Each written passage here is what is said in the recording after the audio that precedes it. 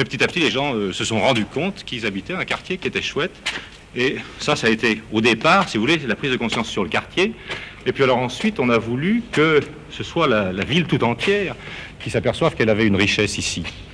La disparition ou une atteinte irréversible au quartier historique en instituant des mesures juridiques. L'objectif d'André Malraux est beaucoup plus large puisqu'il s'agit de préserver l'aspect des quartiers. En même temps, adapter ces quartiers à la vie moderne afin d'éviter d'en faire des musées en pleine rénovation et d'aménagement sont encadrés par un plan de sauvegarde. Qu'il s'agisse des façades, des rues, des cours... Puis le 12 mai 1964, le quartier du Vieux-Lyon est le premier quartier en France à bénéficier de cette nouvelle mesure de sauvegarde.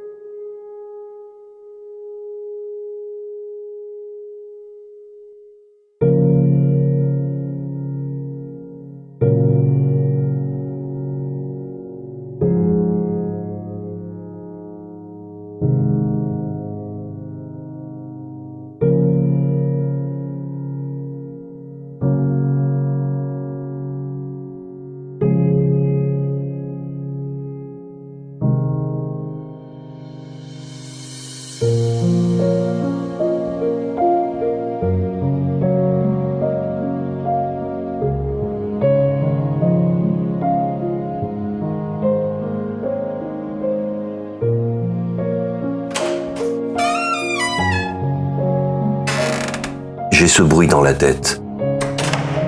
On l'a tous eu. C'était il y a 3 minutes, il y a 10 ans, 50 ans, peut-être même un siècle. Toujours le même et pour toujours. Comment a-t-on pu un jour vouloir l'étouffer? Oublier volontairement d'où il venait?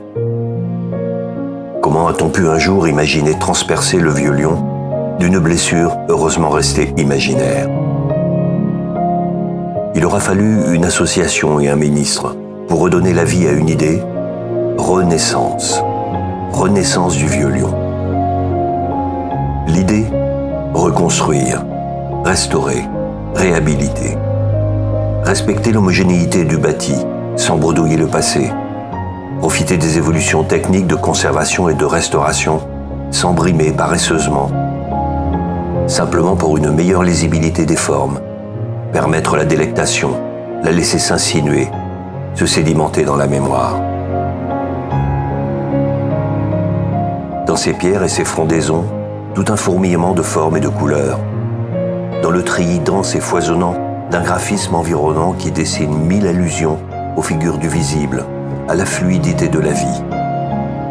Plus d'exil, mais l'évidence du réel en une myriade d'impressions coagulées. N'est-il pas grisant de découvrir la vie secrète de ces pavés sans que notre déambulation mentale au long de ces rues labyrinthiques n'ait encore à souffrir de la fatigue et de la flânerie?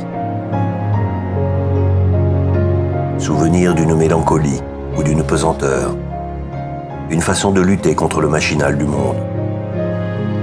L'architecte ensorcelle l'espace aux angles vifs et coupants.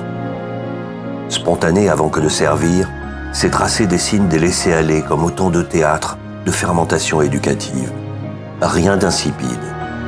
Il ne s'agit plus seulement de défendre des édifices, mais ce qu'ils matérialisent, des êtres et des vies, des caractères, des usages et des mœurs. Une vision émotive qui vient coexister avec des envies irrésistibles d'air, de lumière et de verdure. Le rire de François Rabelais retentit jusqu'à nous à travers les grilles et les terrasses qui se dévisagent. Tout ce complexe de rues et de places se trouve pris dans un écheveau d'allées et venues quotidiennes au maillage serré. Mythologie urbaine où la pensée continue d'assumer ses plus nobles fonctions de culture métissée, en des lieux d'échange qui émancipent la ville.